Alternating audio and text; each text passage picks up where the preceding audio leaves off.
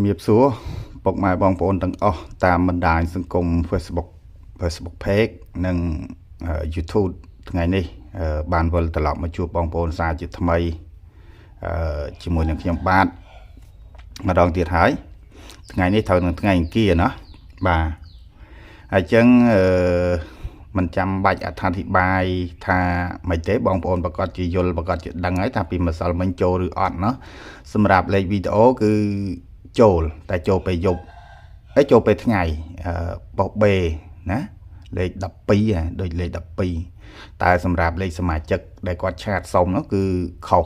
ឃើញទេដូចខ្ញុំបញ្ជាក់អញ្ចឹងជួនកាលវាចូលលេខវីដេអូជួនកាលអត់ចូលលេខវីដេអូទេតែសមាជិកត្រូវតែក្បួននៃការធ្វើនោះគឺធ្វើផ្លូវតែមួយទេក្បួនតែមួយទេតែនៃការស្រង់បន្ទុកស្រង់លេខកតុយហ្នឹងគឺខ្ញុំណាបងប្អូនដែលគាត់ឆាតមកហ្នឹងអញ្ចឹងគ្រាន់តែវាខុសតែកតុយអញ្ចឹងទេតែអត្ថភាពនៃការចូលគឺវាផ្លូវតែមួយទេណាហើយអត្ថភាពនៃការត្រូវដូចខ្ញុំបានបញ្ជាក់អញ្ចឹងលេខវីដេអូគឺអាចនឹងមួយអាទិត្យចូល5ថ្ងៃទៅ6ថ្ងៃហ្នឹងតែគ្រាន់តែសំណូមពរថាបើអត់ចេញពេលថ្ងៃអាហ្នឹងយើងតាមយប់ទៅតែបើចេញថ្ងៃហើយមិនចាំបាច់តាមទេណាហើយមួយទៀតគឺសូមបញ្ជាក់ណាបងប្អូននេះគឺជាเพจថ្មីហើយក៏ធ្វើថ្ងៃទី3ដែរ3ថ្ងៃហើយស្អែកខ្ញុំលេងប្រកាសហើយតែគ្រាន់តែខ្ញុំ live ខ្ញុំធ្វើវីដេអូធម្មតា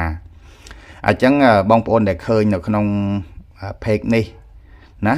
កុំភ្លេចជួយ share នៅវីដេអូនេះម្នាក់មួយដើម្បីចែករំលែកដល់បងប្អូនយើងដែលគាត់អត់បានឃើញគាត់អត់ដឹងឲ្យគាត់បានដឹងមកវិញណាជាច្រើនអ្នកណាដែលបងប្អូនយើងគាត់ថាំងលោកគ្រូអើយបាត់ទូរស័ព្ទលោកគ្រូអើយបាត់ account លោកគ្រូអីហ្នឹងឥឡូវឃើញចូលមកបដាវិញខ្លះហើយអញ្ចឹងគឺបងប្អូនដែលបាត់ខ្ញុំកន្លងមកហ្នឹងអធិស្ឋានអញ្ចឹងក៏ឃើញហើយក៏កុំភ្លេចជួយfollow ជួយ like ចុចសញ្ញាមេដៃហ្នឹងណាភាសាខ្មែរបាទភាសាខ្មែរគេហៅចុចពាក្យថាតាមដានហ្នឹងបាទអញ្ចឹងវីដេអូនេះក៏ធ្វើអត់វែងដែរណា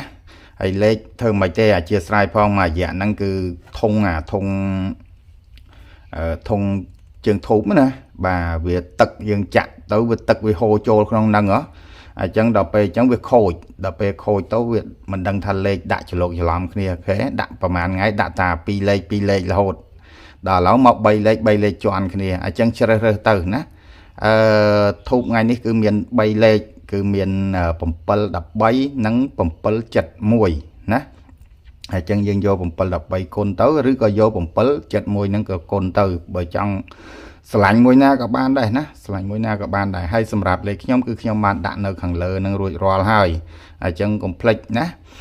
បើសិនជាបងប្អូនស្រឡាញ់ខ្ទង់ក៏យកខ្ទង់ស្រឡាញ់លេខគ្រាប់ក៏យកលេខគ្រាប់ឬក៏បងប្អូនគិតថាចង់បានលេខដោយចេញពីដៃខ្ញុំផ្ទាល់ដោយតិចគ្រាប់អីអញ្ចឹងណាក៏អាចឆាតមកណាឆាតមកនៅក្នុង page មកឬក៏បងប្អូនអាចតំណែងទៅតាមលេខ Telegram ក៏បានដែរគឺ010547979ណាបាទអញ្ចឹងវីដេអូនេះក៏មានតែប៉ុណ្ណឹងហើយក៏ជូនពរបងប្អូននៅក្នុងថ្ងៃនេះដែរគឺសូមឲ្យមានលាភមានជ័យមានសំណាងទាំងអស់គ្នាណាបាទអរគុណហើយក៏សូមគោរពលាទាំងអស់គ្នាផងដែរបាទអរគុណច្រើន